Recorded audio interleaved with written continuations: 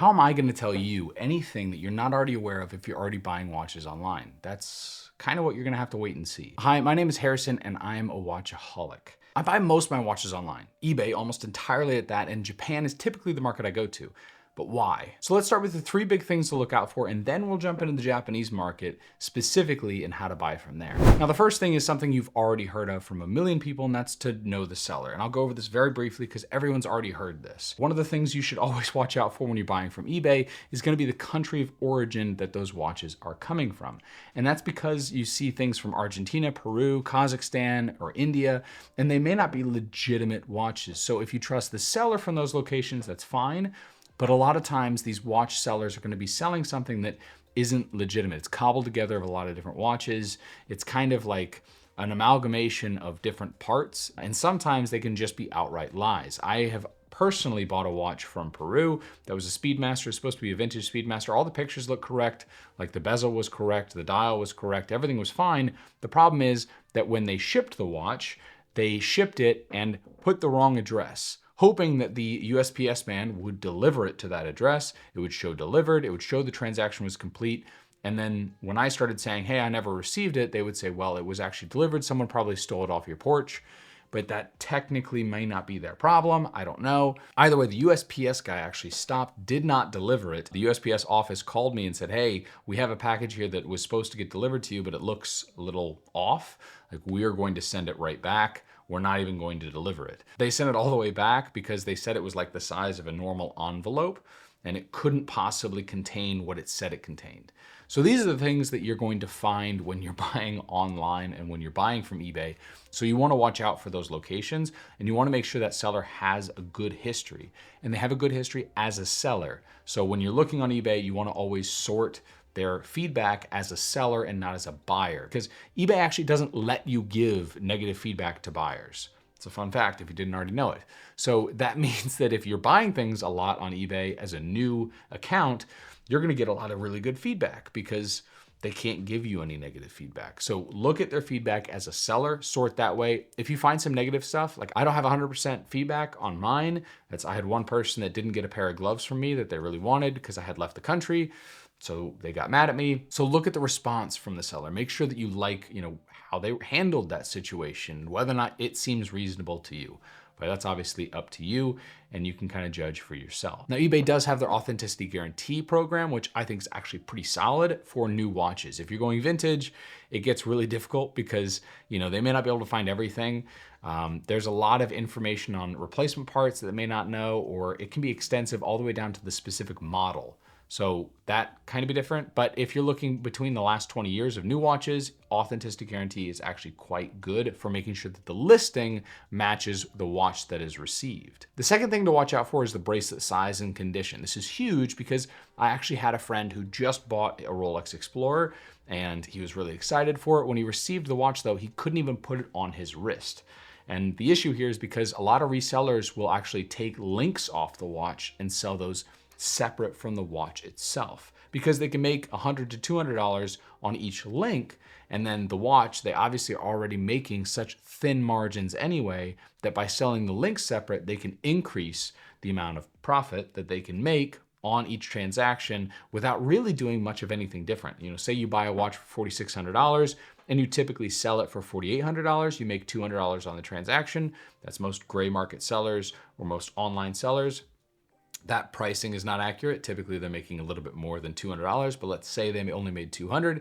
If you sell the links separate, well now, especially if you're selling 2 links, you could make $400 on the side, just on the links, plus the $200 on the watch. So you may actually sell watches at a slightly lower price point because you're going to sell the links. And so you can subsidize that to always make sure you're the lowest price to kind of keep your cash turning. So they'll sell those links separately in order to try and basically make more money. And it makes sense, right? But you need to watch out for that as a buyer to make sure that if you're interested in having a certain size of the bracelet, that you double check that that size is in the listing. It should be in the description, or they should have a picture of it. One of the two should be in there.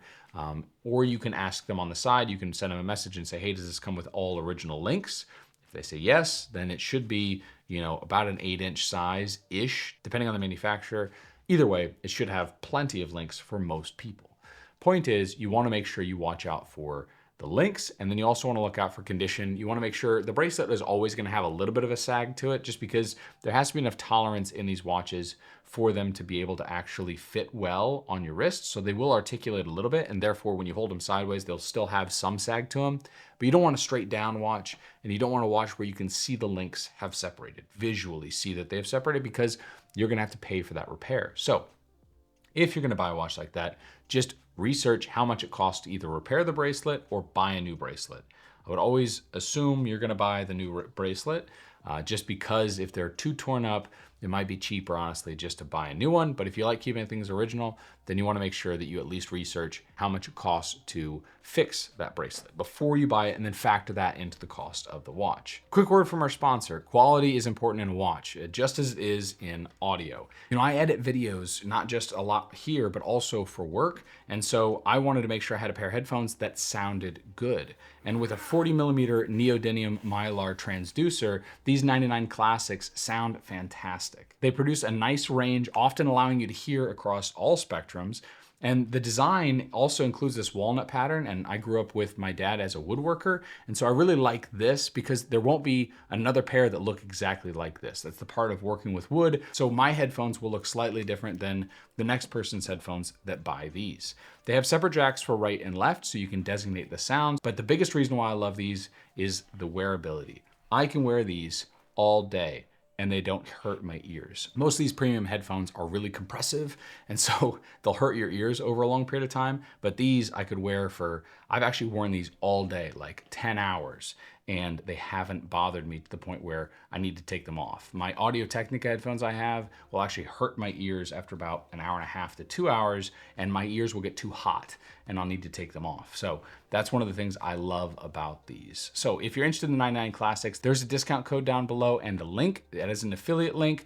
It doesn't increase the price you pay, but it does pay a small commission to help support this channel. So if you're interested in the 99 Classics or Maze Audio, check out the link down below, use the discount code, and get some money off these premium audio headphones. Now, the third thing to watch out for is condition, right? This is the hard part. Condition's such a vague term, check condition, right? But if you're new to watch collecting, that isn't helpful, you know? What is an acceptable condition and what isn't? Really, this is a two-part question, you know? Are you gonna own it, or are you going to own it for a while and eventually resell it? Because if you're gonna resell it, you're worried about value. Typically, resale value is part of our thought process in general because we can change our minds when we sell our watches and buy new watches. But the first option is worth mentioning because if you're just going to own it, then you're gonna scratch it up and you're not really worried as much about reselling it. And so it doesn't matter to you. You know, you're just gonna buy a watch and forget about it and wear it and enjoy it, and that's gonna be about it. And so having a watch in mint condition for someone like that is a matter of preference, I suppose, but it's probably not that important if you're just gonna wear it forever and you never have to resell it. You could buy a watch that already has a decent amount of scratches in it and you're gonna keep adding more and you're gonna live with it, and that's pretty much it. That's kind of how I bought my Explorer. It already was a little scratched up. It had been repolished before, but the value was pretty good. I knew I was never gonna sell it, and that's pretty much the end of the story. So I bought it though with that price in mind for the condition of the watch. If you buy a mint condition watch though, you're just gonna be worried every time that you scratch or nick it. And I don't know that that's the way I like collecting. I prefer it to have been pre-owned and worn a little bit at least. It's like buying a pre-owned car. You know, someone else can handle the depreciation part of the original purchase, and then they can even handle the scratching part and the fact that that devalued a little bit. And then I'll buy it after that. And then I know that like I'm within that band of if I decide I want to sell it, well, what I bought it for is probably around about maybe 10% over what I could resell it for. And that comfortability there is important because that allows you to have a little bit more flexibility and a little less worry also in wearing it day to day, whether or not you get scratches on it. In general, if you're looking at condition, you should look at model specific information. You should try and get as deep down the rabbit hole as possible, depending on how much time you have and how much disposable income you have. But I mean, Speedmasters, for example, especially if you're gonna go vintage, there's a wealth of information that you could look at that all talk about bezel styles and dial styles and what are original parts and what aren't original parts on the movement itself. There's actually a channel called Speedmaster 101, where if you're looking at how much price you generally should pay for a Speedmaster depending on condition, because most of these people on eBay are selling them actually outside of the price range that they would typically should be able to be sold in. You should check that guy out. He'll go over everything you want to know and more. So if you're looking at a vintage Speedmaster, that is my resource I would recommend to you. He's got a wealth of information and it gives you a lot more granularity in knowing what condition is and isn't acceptable and exactly what prices are smart depending on the model and depending on the condition. The one thing I would say don't do, even if you try and compensate for it from a price standpoint, is something that has water damage. Just ignore those. And it's gonna be real expensive if it's a vintage watch and they have to replace a whole lot of parts, but water damage is something you always wanna try and avoid as much as possible. Rusty parts are a problem. So make sure that it's running, make sure that it's relatively new, make sure it's in the condition you generally want, research it, and then find exactly what condition you're accepting, and then pay the price based on that condition. Websites like watchcharts.com and Watch Recon will give you a lot of information also to know what prices are competitive in different conditions. But anytime you buy a watch, always take it to your watchmaker, make sure he sees it, and make sure it's got all the parts that you're okay with. Original parts versus replacement parts, we can have in a whole other conversation. That's a long topic. If you're interested in that, let me know in the description down below. So buying from Japan, I'm not an expert in customs, so I'm only giving my experiences, but the Japanese watch market is a very popular option because often the prices are less than they are here. And if you're nervous and you've never done it before and you think customs could steal the watch for you, is it possible? Sure, but it's not likely. If you use a reputable existing seller and they ship with a good company like DHL, which is by far my favorite, here's the seller I use all the time. I bought probably 4 or 5 different watches from them. And what's funny is you'll see the exact same watch with the exact same pictures sold from 3 or 4 different eBay users from Japan. I'm not sure if they post them on different accounts because different pricing helps them target different buyers, because some buyers are comfortable paying $200 more on average for a Black Bay 58 than another buyer. And so that seller does better and they get a little extra profit on it. But in general, I like this account because they typically have the lowest price for the different models. Now their condition can vary. So that's where the condition part is important.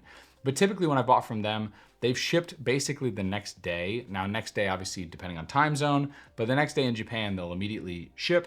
I always get a message from them that says that it shipped. If they feel like they've been a little too late, they'll apologize for it. And then I get a tracking link with DHL and I get to watch as the watch comes here. Now, some sellers, you have to answer questions about the watch, breaking the watch down into 3 different parts from the customs category. But if you buy from a reputable seller and you ask him beforehand to make sure that he fills out the customs paperwork, you have to do nothing. And that's what I do with this seller. I buy from them, they ship it. I don't do anything. It goes to DHL. DHL uses the information from them to figure out exactly how much their fees should be on the case, bracelet, and movement. And then they break that down, they come up with their total, and they send me an invoice. Now, I get the invoices sometimes when the watch is going through customs, and sometimes I get it after the watch has already been delivered. I've received it both ways. But in general, I typically receive it, and then I get billed for the actual invoice for the custom fees, and then I have to pay those. But that's pretty much it. I mean, it's really not that complicated. You do have to sign for it when it gets there or do a signature release, either of those, in order to make sure that you say, yes, I received the watch. And DHL is fantastic about that with their courier system. But the biggest feedback I would have is going to be to make sure that the seller fills out the paperwork for the customs and to make sure that you don't do it. I have tried to fill out the paperwork while it was in customs, even though the seller had filled it out, because it was my first time buying and I was very nervous. And when I filled it out, my numbers didn't match his numbers and it caused a huge delay. So if you know they're filling out the paperwork for customs, don't do anything. Just be calm. Yes, sometimes things can get held. Some things can get processed for a little bit longer. Typically, again, I haven't had very many issues, but I have had a couple things that have started customs and then they haven't ended or finished customs until a day later. And I also have seen people in our watch group also freak out about whether or not it's going to take too long or what the issue is. Just calm down. It'll be all right. DHL is fantastic. Their customer service when it comes to the customs things is actually very good, given the fact that I gave them the wrong information than the seller. They worked with me to try and get that cleared up, make sure it was good, and then they sent it to me and everything was fine. So use someone like DHL because they have customs brokers, and I don't need to go through the whole way customs things work, but they have customs brokers that you can't do on your own. So just use someone like that. FedEx is also pretty decent. I just like DHL the best because I think their model of the courier systems is more fitting for the high price thing that we're buying. Factor in the cost of those imports into the price of the watch. So typically, in my case, you can see a list here of different watches that I've bought in different price ranges and how much I paid in import fees for them. But usually you're gonna be about 4 to 6% of the value of the watch you're gonna pay in import fees. It can be higher depending on the watch. If you're buying a gold watch, it will be higher. But generally for steel typical sports watches, this is what I've experienced from buying from Japan. And as I said, usually about 6%. So I factor that in every time I buy. And so sometimes Japanese market actually isn't a better value than the US market because I have to factor that in. And obviously there's, people get nervous. And so that obviously also plays into it. But a lot of times also like Speedmasters, vintage Speedmasters, you can buy for a lot less than you can buy here, unless you're buying from a single seller here, like someone in their house that's selling it. And there's obviously worries that come with that. But the Japanese market, the reason why I think they're helpful is even in the pictures, if the condition looks bad, by the time you receive it, because they're using a macro lens, by the time you receive it, it'll look so much better than you actually imagine. Every time I bought from Japan, I've seen the pictures online. I've said it looks pretty good. It's got some scuffs. I'll receive it and then I won't see the scuffs at all. They're just good at photographing all those. And I think that that is also really helpful. So that's my thoughts on the Japanese market. That's buying online. That's condition. That's everything. And it's a long video, but best of luck buying out there online. Let other people know stories that you've had and experiences that you've had. And I'll be right next to you buying things from Japan. Let's talk in the comments. Peace.